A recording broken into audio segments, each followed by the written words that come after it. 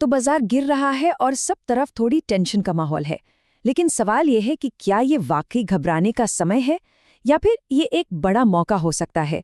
इस गिरावट के पीछे की असली कहानी को समझना बहुत जरूरी है और आज हम ठीक वही करने वाले हैं। तो हुआ ये है कि स्टॉक मार्केट का पिछले कुछ वक्त में सबसे बुरा हफ्ता रहा है। हर न्यूज़ चैनल पर, हर वेबसाइट पर बस लाल रंग ही दिख रहा है और माहौल में एक बेचैनी सी महसूस हो रही है ना?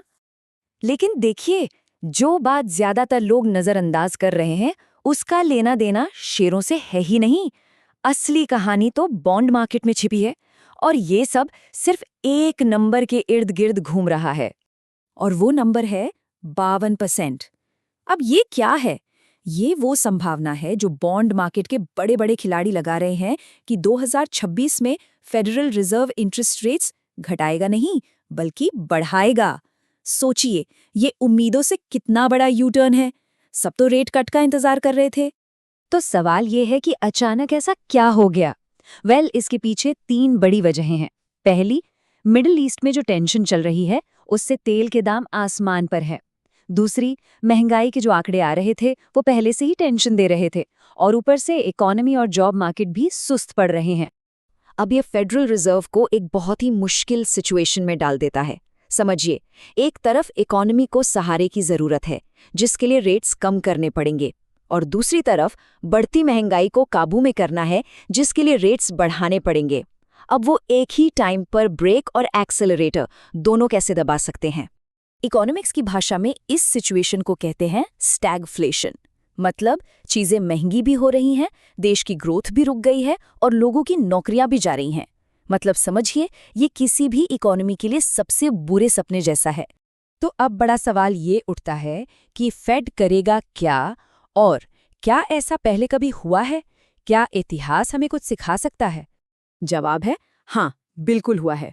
और कहते हैं ना कि हिस्ट्री खुद को दोहराती नहीं है पर उसकी लय अक्सर मिलती जुलती है।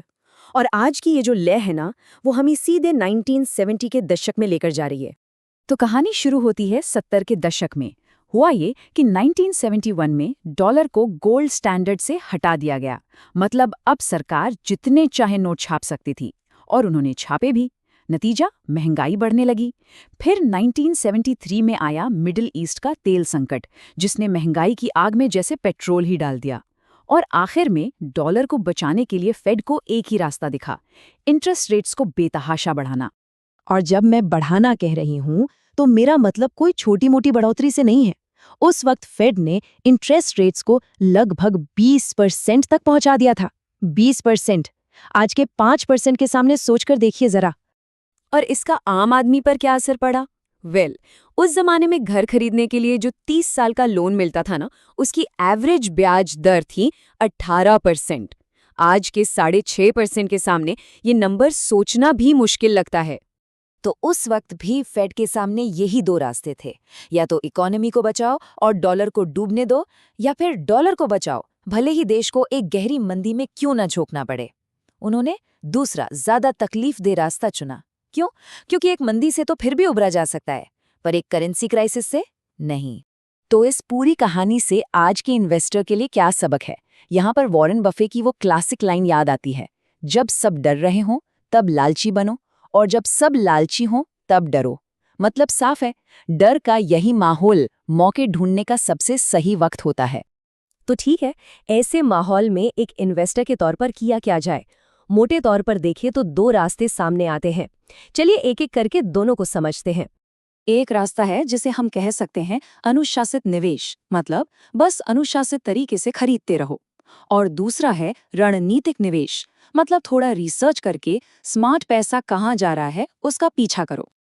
अनुशासित निवेश का फंडा बहुत सिंपल है। किसी अच्छे ब्रॉड इंडेक्स फंड जैसे S&P 500 में एक ऑटोमेटेड इन्वेस्टमेंट शुरू कर दी जाती है।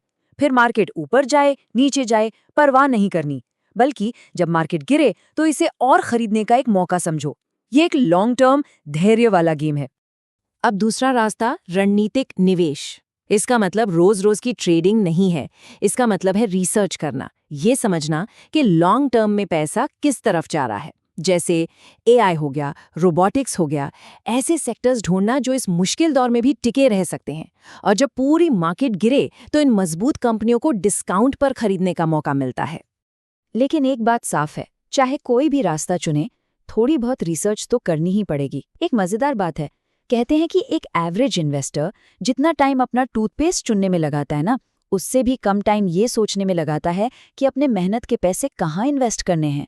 जरा सोचिए इस बारे में। तो घूम फिर कर हम वापस उसी सवाल पर आ जाते हैं, जब अच्छे इन्वेस्टमेंट सेल पर मिल रहे हों तो क्या घबराहट हावी होगी या तैयारी?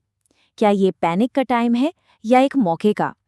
और ये फैसला हर इन्वेस्टर को खुद लेना होता है।